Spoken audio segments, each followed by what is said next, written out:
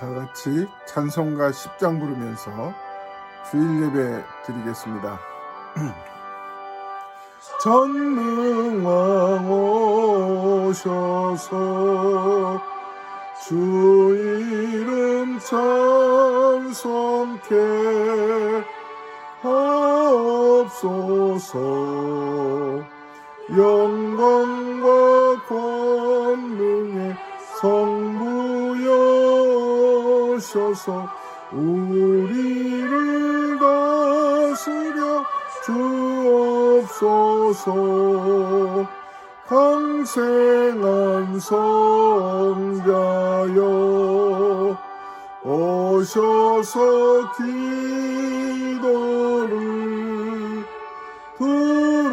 들으소서.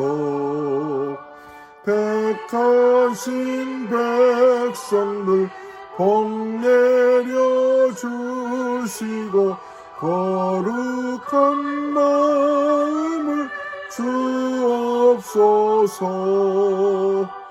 위로의 주 성령 오셔서 큰 증거 주옵소서. 전능한 주시여 각 사람 마음에서 떠나지 마시고 계십소서. 성삼위일체께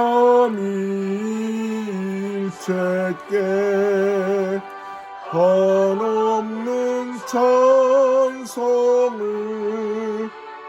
드립니다. 존귀한 주님을 영광 중 배웠고 영원히 모시게 하옵소서. 아멘.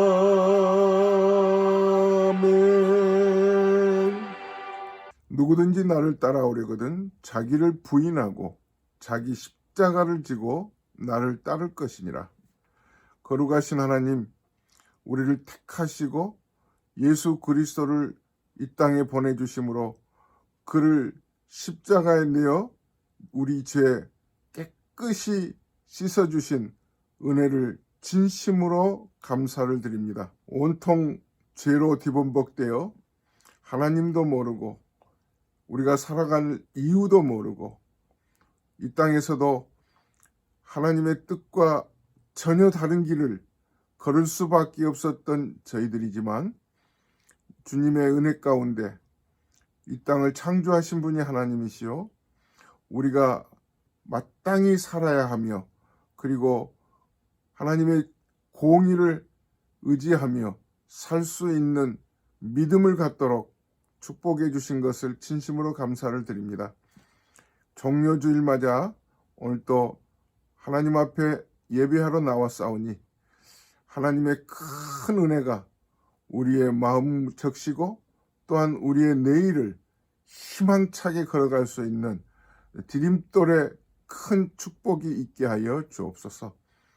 오늘 또 예배에 나온 모든 분들을 찬송과 말씀을 통하여서 예배하는 이 자리가 아브라함이 하나님 앞에 제사를 드림으로 축복을 받았던 그 자리와 같게 하시옵시고 야곱이 약복강 나루터에서 하나님의 은혜를 입고 자기의 삶을 되돌이키며 온전히 하나님의 사랑을 힘입었던 그 은혜의 시간이 되도록 인도해 주옵소서. 우리 구주 예수님의 이름으로 간절히 기도드립니다. 아멘. 교동문 129번 종려주일편입니다. 시온에 따라 크게 기뻐할지어다. 예루살렘에 따라 즐거이 부를지어다. 보라, 네 왕이 내게 임하시나니 그는 공의로우시며 구원을 베푸시며 겸손하여서 나귀를 타시나니 나귀의 작은 것 곧 나귀 새끼니라. 내가 에브라임의 병거와 예루살렘의 말을 끊겠고 전쟁하는 활도 끊으리니 그가 이방 사람에게 화평을 전할 것이요 그의 통치는 바다에서 바다까지 이르고 유브라데 강에서 땅끝까지 이르리라. 앞에서 가고 뒤에서 따르는 무리가 소리 높여 이르되 호산나 다윗의 자손이여 찬송하리로다. 다 같이 주의 이름으로 오시는 이여 가장 높은 곳에서 호산나 하더라. 전능하사 천지를 만드신 하나님 아버지를 내가 믿사오며 그 외아들 우리 주 예수 그리스도를 믿사오니 이는 성령으로 잉태하사 동정녀 마리아에게 나시고 본디오 빌라도에게 고난을 받으사 십자가에 못 박혀 죽으시고 장사한 지 사흘 만에 죽은 자 가운데서 다시 살아나시며 하늘에 오르사 전능하신 하나님 우편에 앉아 계시다가 저리로서 산 자와 죽은 자를 심판하러 오시리라. 성령을 믿사오며 거룩한 공예와 성도가 서로 교통하는 것과 죄를 사하여 주시는 것과 몸이 다시 사는 것과 영원히 사는 것을 믿사옵나이다. 아멘. 찬송가 268장입니다. 죄에서 자유를 얻게 하는 보혈의 능력 주의 보혈 시험을 이기고 승리하니 참 놀라운 능력이로다. 주의 보혈 능력이 또다. 주의 피 믿어 주의 보혈 그 어린 양의 매우 귀중한 피로다. 육체의 정욕을 이길 힘은 보혈의 능력 주의 보혈 정결한 마음을 얻게 하니 참 놀라운 능력이로다. 주의 보혈 능력이 또다. 주의 피 믿어 주의 보혈 그 어린 양의 매우 귀중한 피로다. 보다 더 희게 밝히는 것 보혈의 능력 주의 보혈 부정한 모든 것 밝히시니 참 놀라운 능력이로다. 주의 보혈 능력이 또다. 주의 피 믿어 주의 보혈 그 어린 양의 매우 귀중한 피로다. 구주의 복음을 전할 제목 보혈의 능력 주의 보혈 날마다 나에게 찬송 주니 참 놀라운 능력이로다. 주의 보혈 능력이 또다. 주의 피 믿어 주의 보혈 그 어린 양의 매우 귀중한 피로다. 오늘 우리에게 주신 하나님 말씀 마가복음 14장 1절에서부터 11절 말씀입니다. 이틀이 지나면 유월절과 무교절이라 대제사장들과 서기관들이 예수를 흉계로 잡아 죽일 방도를 구하며 이르되 밀란이 날까 하노니 명절에는 하지 말자 하더라. 예수께서 베다니 나병 환자 시몬의 집에서 식사하실 때 한 여자가 매우 값진 향유 곧 순전한 나드 한 옥합을 가지고 와서 그 옥합을 깨뜨려 예수의 머리에 부으니 어떤 사람들이 화를 내어 서로 말하되 어찌하여 이 향유를 허비하는가. 이 향유를 300데나리온 이상에 팔아 가난한 자들에게 줄 수 있었겠도다 하며 그 여자를 책망하는지라. 예수께서 이르시되 가만두라. 너희가 어찌하여 그를 괴롭게 하느냐. 그가 내게 좋은 일을 하였느니라. 가난한 자들은 항상 너희와 함께 있으니 아무 때라도 원하는 대로 도울 수 있거니와 나는 너희와 항상 함께 있지 아니하리라. 그는 힘을 다하여 내 몸에 향유를 부어 내 장례를 미리 준비하였느니라. 내가 진실로 너희에게 이르노니 온 천하에 어디서든지 복음이 전파되는 곳에는 이 여자가 행한 일도 말하며 그를 기억하리라 하시니라. 12 중에 하나인 가룟 유다가 예수를 넘겨주려고 대제사장들에게 가매 그들이 듣고 기뻐하여 돈을 주기로 약속하니 유다가 예수를 어떻게 넘겨줄까 하고 그 기회를 찾더라. 아멘. 할렐루야. 오늘 또 예배하러 나오신 모든 분들을 축복하고 환영합니다.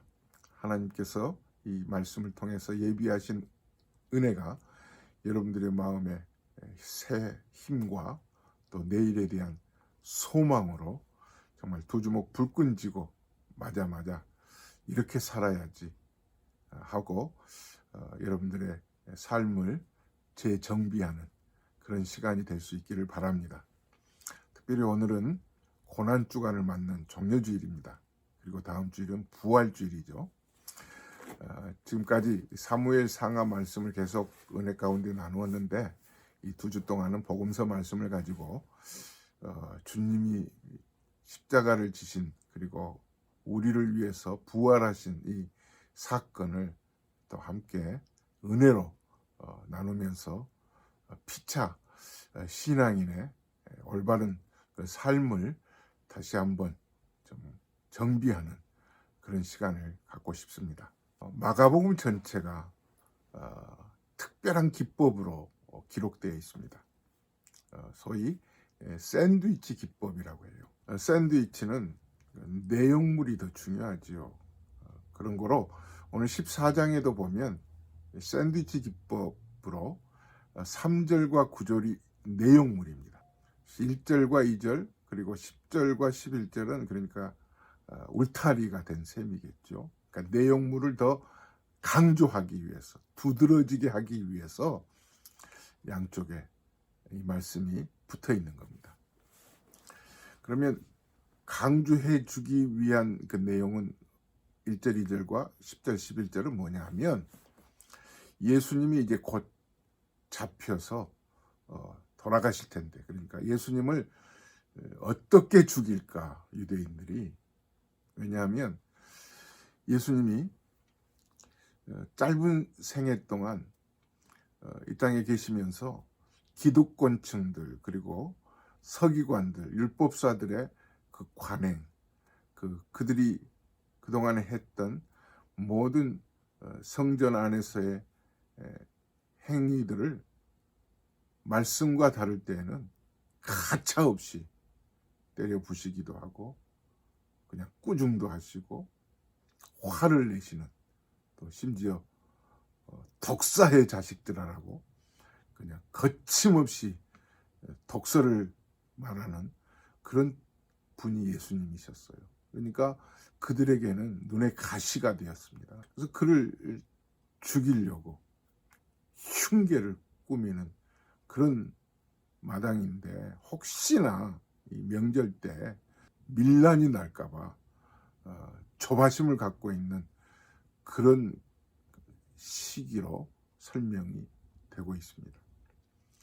이런 차에 이제 한 여인이 식사하는 집에서 갑자기 예기치 않는 큰 사건을 드러내는 것으로 시작이 되죠. 기득권층들이 보기에는 예수님의 행동 하나하나가 마음에 안 드는 거예요. 도무지 이해할 수 없는 그런 행동들이 자꾸 보이는 거죠. 오늘도 예수님께서는 예루살렘으로 오르는 그 통로에 베단이라는 곳에 들리셨습니다. 그곳에 시몬이라고 하는 그런 문둥병 환자의 집이었어요. 아마 위로도 하고 또 기도도 하는 그런 마음으로 들리셨던 것 같은데 그곳에서 이제 음식을 먹는 그런 식사의 자리였습니다. 지금 예수님의 시간은 정말 위태로운 시간이 지금 째깍째깍 다가오고 있잖아요. 군병들이 그리고 유대인들이 예수님을 어떻게 죽일까 지금 그 방도를 찾고 있잖아요. 그리고 10절 11절에는 제자 중에 한 사람이 가룟 유다가 예수님을 팔려고 맘먹고 있는데 오늘 이 사건을 가룟 유다가 보면서 팔겠다고 하는 마음을 먹죠. 작심을 하죠. 어떤 사건이었길래 그랬을까요? 한 여인이 정말 값비싼, 이 지구상에서는 쉽게 구할 수 없는 값비싼 옥합 하나를 예수님의 머리에 붓는 이 사건이 터진 거예요. 이 사건을 바라보는 두 관점이 오늘 우리 신앙인들이 어떻게 이 사건을 통해서 하나님이 주시는 은혜가 무엇인지를 붙들고 살아가는 것이 필요합니다. 이 사건을 바라보는 일반적인 관점은 가룟 유다가 바라보는 관점과 다를 바 없죠. 이 옥합은 값비싼 300데나리온도 넘는 그런 가치가 있는 옥합이라고 그러잖아요. 향유가 담겨 있는 옥합. 대부분 학자들은 고전에서 보면 그 인도산이라고 하죠. 멀리서 수입해온 300데나리온쯤 되니까 값으로 치면 한 데나리온이 노동자 하루의 품값이에요. 그러니까 적어도 1년 이상 모아야만, 한 푼도 쓰지 않고 모아야 이 옥합 하나를, 이 향유 옥합 하나를 살 수 있는 값비싼 그런 옥합입니다. 이걸 어떻게 이 한 청년에게 그냥 흘러보낼 수 있겠느냐. 참 말이 좋죠. 뭐라고 주변에서 말이 나오죠. 이런 사건을 보면서 아니 그 비싼 것을 차라리 팔아다가 정말 지금 끼니를 때울 수 없는 어려운 사람들이 우리 주변에 많은데 구제할 사람들이 얼마나 많은데 널려 있는데 그 사람들에게 이 값비싼 것을 사용했으면 얼마나 더 옳은 일이겠느냐. 이게 일반적인 시각입니다. 이게 교회에서도 이런 말을 하는 사람들이 있죠. 그런데 오늘 우리가 똑바로 지금 이 말씀을 들여다 보아야 되고요. 신앙인들도 이 말씀의 본질이 무엇인지, 예수님의 심중이 무엇인지 우리가 분명히 보아야 합니다. 그래서 정말 나는 신앙인으로서 이런 순간에 이런 행함이 내게도 있을 수 있을까? 잘 들어보십시다. 오늘 본문에서는 이 예수님의 머리에 이 향유를 부은 여인의 이름이 기록되어 있지 않아요.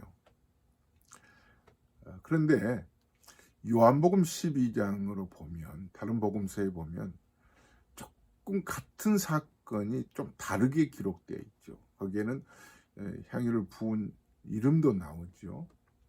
요한복음 12장에 보면 마리아라고 나오고요. 그러니까 나사로의 누이죠. 늘 예수님이 나사로의 집에 들리시면 마르다는 부엌에 가서 음식을 만들고 마리아는 늘 예수님에게 가까이 다가서서 말씀을 듣는 그런 가정이었죠. 그리고 이 사건의 내용이 또 다르게 보인 것은 요한복음에는 예수님의 발에 이 향유 옥합을 깨뜨려 붓고 이 마리아가 머리를 풀고 예수님의 발에 흘러내린 그 향유를 닦았다 이렇게 기록되어 있죠. 사실 두 가지 사건이 아니고요. 어떻게 같은 사건을 다르게 썼느냐. 마가나 이 요한이 사건의 순간을 어떻게 보았느냐. 기자가 본 순간에 따라서 다르지만, 그러니까 마가복음에서는 예수님의 머리에 향유를 부었잖아요. 잘 들어보세요. 머리에 부었는데 나중에 요한복음에 보니까 그 머리에 부은 향유가 발로 흘러내렸어요. 흘러내려서 발로 내리니까 요한복음 기자는 이 마리아가 머리를 풀고 흘러내린 그 향유를 발을 닦고 있는 그 장면을 중점적으로 보고 그렇게 기록한 거고요. 이 마가는 머리에 부은 그 장면을 더 중요하게 기록하고 있는 거예요. 틀린 내용이 아닙니다. 근데 더 중요한 것은 왜 이 여인이 이 향유를 부었을까? 그리고 머리를 풀었을까가 더 중요해요. 이 사건을 여러분은 어떻게 알고 계세요? 대체적으로 잘 알고 계시죠? 나를 사랑하신 예수님을 위해서 내가 아무리 비싼 것이라도 값비싼 것을 드리는 것도 아깝지 않게 여긴다. 이런 마음으로 오늘 본문을 접근을 하시죠. 옳습니다. 근데 조금 더 들어가 보면 이 여인이 값비싼 향유를 부은 것은 물론 중요하지만 더 강조하고 있는 것은요, 머리를 풀었다는 겁니다. 이 여인이 머리를 풀었다는 것의 의미가 무엇일까요? 머리를 풀었다는 것은 구약에서 보면요, 내 죄를 자복한다는 뜻이 있습니다. 성경을 한번 같이 보시겠습니다. 민수기 5장 18절, 여인을 여호와 앞에 세우고 그의 머리를 풀게 하고, 전후 내용을 다 설명을 하지 않겠습니다만 5장 18절 이 말씀은 죄를 지은 여인이 여호와 앞에 나와서 머리를 풀게 해서 죄를 자복하는 그런 행위를 말씀하고 있습니다. 그러니까 율법에서는 어떤 여인이 자기가 큰 죄를 지으면 머리를 푸는 것이 자복의 행위였습니다. 오늘도 향유를 예수님의 머리에 부은 이 자체보다 더 강조되어야 될 것은 이 여인이 머리를 풀고 예수님이 발에 흘러내린 그 향유를 닦았다는 거예요. 머리를 풀었다고 하는 것, 여인이 머리를 풀었다고 하는 것은 나는 쓸모없는 인간입니다, 이런 의미입니다. 벌레보다 못한 죄인입니다. 사랑하는 성도 여러분, 머리를 풀었다고 하는 것은 나는 당신 때문에, 예수님 때문에 내 인생은 정말 용서받을 수 없는 자리에서 회생했습니다. 다시 사람 대접을 받았습니다. 이런 뜻이에요. 사랑하는 성도 여러분, 우리는 예수를 믿으면서도, 그리고 성경을 여러 번 읽고 말씀을 듣고 살면서도 정말 회개의 자리에서 사람이 어떻게 보든지 간에, 주변에서 나를 어떻게 보든지 간에 이 여인이 머리를 푸는 것과 같은 정말 몹쓸 여인이다, 손가락질 받고 정말 쓸모없는 여인으로 아무리 비난의 대상이 된다 할지라도 거기에 개의치 않고 나 같은 자를 사랑해 주시는 그 주님을 향한 용서의 태도가, 용서를 구하는 태도, 그리고 사랑을 정말 받게 해주시는 은혜를 받는 그런 자세가 머리를 푸는 것과 같은 자세예요. 그런 자세가 우리에게 있었는가? 이번 종려주일 지나고 고난주간을 맞으면서 이 여인처럼 정말 머리를 푸는 것과 같은, 나는 정말 하나님 앞에서 참 쓸모없는 인간이었는데 나를 사랑해 주시고 나를 건져 주신 것이 너무나도 고맙고 커서 제가 머리를 풉니다. 나는 하나님의 백성으로 이것보다 더 큰 것은 없어. 이것보다 더 귀한 것은 없어. 이 사랑은 너무나도 값진 거야. 이런 자세가 여러분에게 있기를 주의 이름으로 축원합니다. 며칠 전 제 조카딸이 청혼을 받았대요. 남자친구로부터. 청혼을 받을 때는 큰 그 반지를 준다고 하잖아요. 여러분들 가정의 딸들도 사위로부터 그렇게 받은 것을 다 알고 계실 텐데, 그 반지가 보통 반지가 아니라고 그러잖아요. 뭐 몇 달치 월급을 모아서 그 반지를 준비하기도 하고, 심지어는 뭐 1년치, 잘 모르겠어요. 그런데 이 남자들이 이 청혼을 하기 위해서는 돈을 열심히 모아야만 된다고 그러잖아요. 마음을 담아서 이제 그 반지를 선물로 주는 것 아니겠습니까? 그죠? 그것보다 더 귀한 게 오늘 말씀, 한 여인이 옥합을 깨뜨린 거예요. 사랑하기 때문에. 인간적으로, 육체적으로 사랑하는 게 아니고요. 정말 주신 그 은혜, 무엇으로도 내 죄를 씻을 수가 없었는데, 나는 영원히 죽을 수밖에 없는 그런 죄인, 그런 형벌받아 마땅한 그런 인간인데, 주님이 나를 사랑해 주신다는 것, 그건 무엇을 드려도 아깝지 않을 거 아니겠어요. 신앙생활 하면서 이 부분이 해결이 안 되고 일생을 그냥 신앙생활 하는 분들이 꽤 계세요. 꽤. 사실이에요. 어찌 보면 저는 그 목사로서 성도들을 위해서 이 부분이 해결되기를 개인적으로 기도해요. 어떻게 기도하느냐 하면, 후회하지 않는 그런 삶을 살 수 있도록 위해서 기도해요.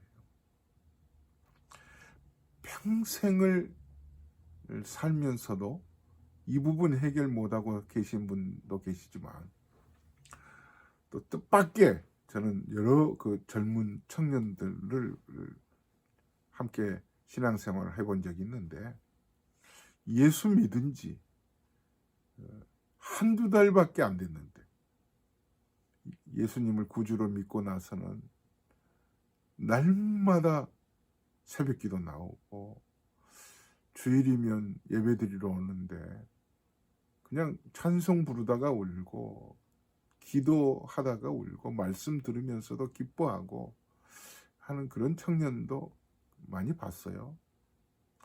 그러면서 정말 이 여인이 옥합을 깨뜨린 것처럼 자기의 일생을 드리더라고요. 일생을 드린다고 하는 것은 정말 자기의 것이 다 하나님의 것인 줄 알고 주님을 위해서는 아깝지 않게 쓰는 그런 청년들을 봤어요.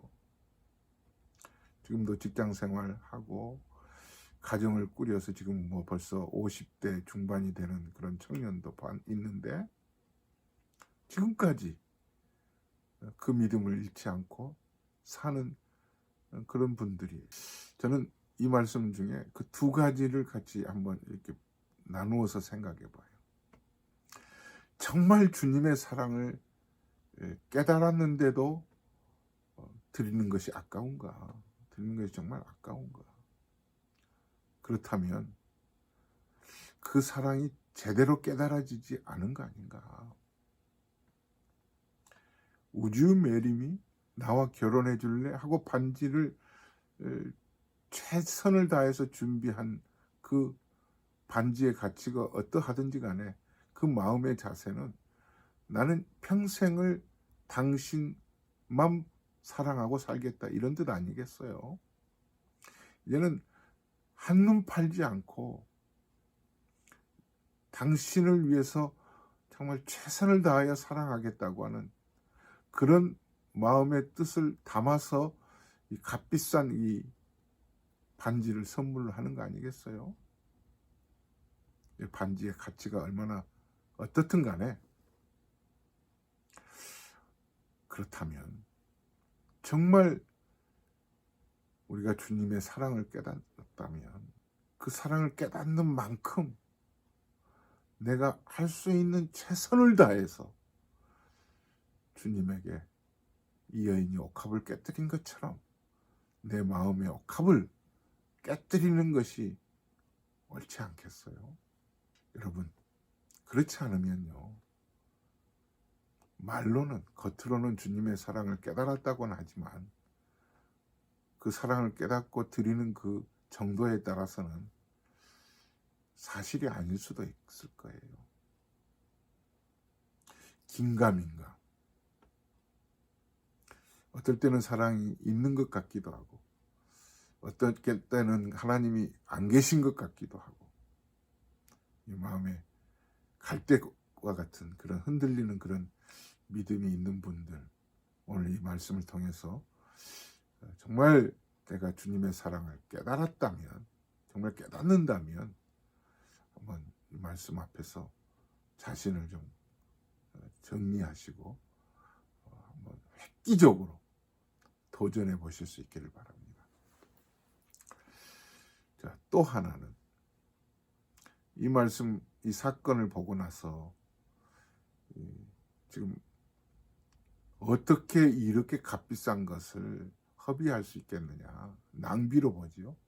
일반적인 시각이에요. 이 사랑의 관계로, 하나님의 은혜의 내용으로 이 사건을 보지 않으면 물론 허비로, 낭비로 보게 되죠. 어려운 사람들을 구제하는 것이 훨씬 낫지 않겠느냐, 이렇게 보는 그들을 향해서 예수님이 어떻게 말씀을 하고 계시느냐가 중요하죠. 예수님이 뭐라고 하셨어요? 이것은 내게 좋은 일이니라, 이렇게 말씀. 5절과 6절 보시죠. 이 향유를 300데나리온 이상에 팔아 가난한 자들에게 줄 수 있었겠도다 하며 그 여자를 책망하는지라. 예수께서 이르시되 가만두라. 너희가 어찌하여 그를 괴롭게 하느냐. 그가 내게 좋은 일을 하였느니라. 그가 내게 좋은 일을 하였느니라. 괴롭히지 말라는 거죠. 비난하지 말라는 거죠. 흉보지 말라는 거죠. 주님께서 하시는 말에 조금 눈여겨보실 수 있기를 바랍니다. 주님이 이것은, 이 행위가 내게 옳은 일이니라, 이렇게 표현하지 않으셨어요. 일반적으로 당시 기독권층들은 율법을 바탕으로 해서 율법에 맞냐 틀리냐, 이게 옳은 일이냐 그른 일이냐, 이게 흑백 논리에 익숙해져 있어요. 요즘도 그렇죠. 근데 예수님께서 이것은 내게 좋은 일이니라, 이렇게 말씀하셨어요. 이 말의 원어는 칼론 에르곤이라는 말을 쓰고 있는데, 이 말의 바른 의미는 내게 적절하고 아름다운 일이다, 이런 뜻입니다. 창세기에 하나님께서 세상을 창조하시고 하루하루 창조를 하신 다음에 보기에 좋았더라, 이렇게 말씀하셨잖아요. 보기에 좋았더라, 참 아름답다, 정말 적합하다, 이런 의미입니다. 바로 내게 좋은 일이니라, 이거 마찬가지. 사랑하는 성도 여러분, 예수님께서 이 여인의 행위에 대해서 자기 죄를 뉘우치고 주님 앞에 나와서 이 머리를 풀고 용서를 구하고 사랑을 받은 이런 태도, 옥합을 전부를 깨뜨린 이 태도는 완전히 인간의 그 아름다움으로, 천지창조의 그런 모습으로 회복되는 그런 자리매김을 주님이 칭찬하고 계신 거예요.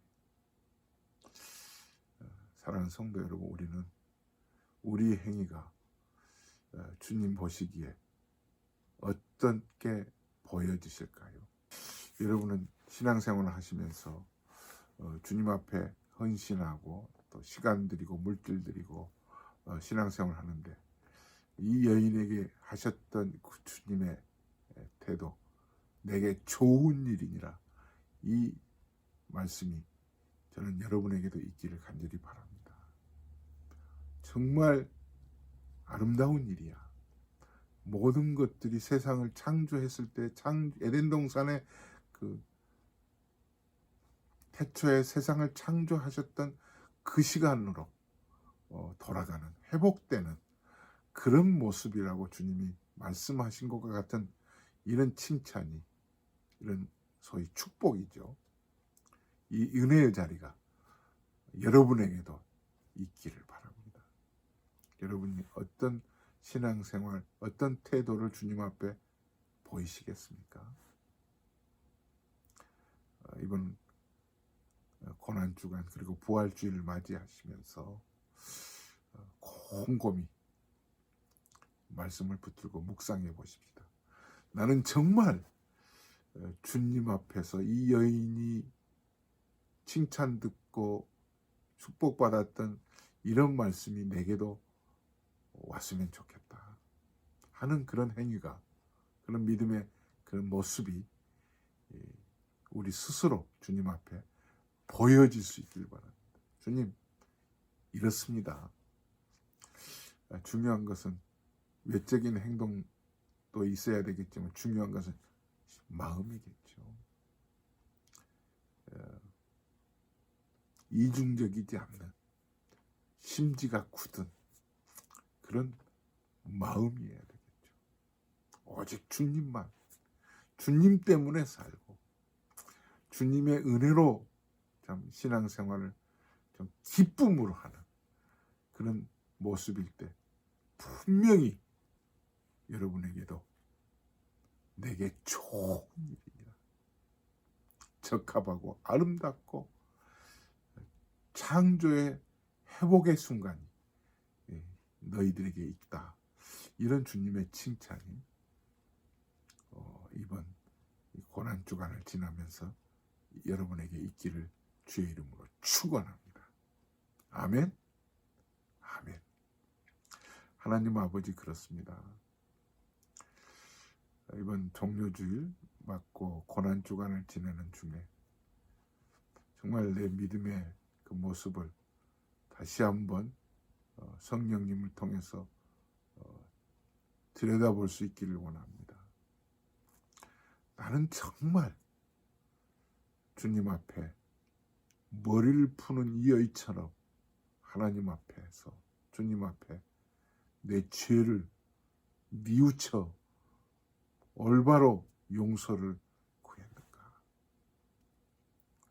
율법에서 용서를 구하는 태도가 머리를 풀었다고 하는 거죠. 머리를 풀었다고 하는 것은 인간도 아니고 비난의 대상이고 정말 사람들로부터 손가락질 당하는 그런 행위를 할지라도 개의치 않고 머리를 용기를 내어서 푸는 것과 같은 이 여인처럼 우리들도 예수님 앞에 정말 나는 죄인이야, 나는 벌레만도 못한 죄인이야, 주님의 은혜가 아니면 용서받을 수 없었던 자야 하는 그런 마음으로 저희들이 이번 십자가 앞에 서게 해 주옵소서. 그 사랑이 너무나도 커서 정말 우주 매림이, 그 사랑이 너무 커서 젊은이들이 청혼할 때 정말 애써서 마음을 담아 준비한 그냥 반지를 전해준 것처럼 주님의 사랑이 너무 커서 내 마음에 모든 것을 나의 일생에 전부를 드려도 아깝지 않는 그런 모습이 정말 내게 있었는가? 아니면 아직도 긴가민가 하면서 평생을 교회를 오고 가고 있지는 않는지 자신을 다시 한번 들여다보는 그런 시간 되게 해 주옵소서. 내게 좋은 일이었느니라. 정말 창조의 회복의 시간으로 주님으로부터 칭찬을 듣는 그런 축복의 성도들 모두 되게 하여 주시옵소서.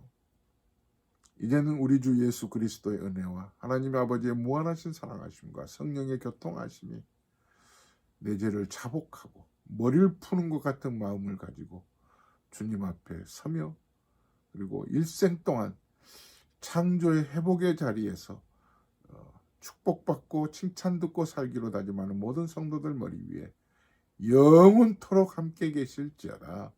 아멘. 할렐루야. 정말 그렇습니다. 이번 고난주간 그리고 부활주일 맞으면서 정말 이 여인이 칭찬받은 것처럼 여러분들도 칭찬 들을 수 있기를 바랍니다. 다음 주일 부활주일 뵙겠습니다. 주 안에서 사랑합니다. 샬롬.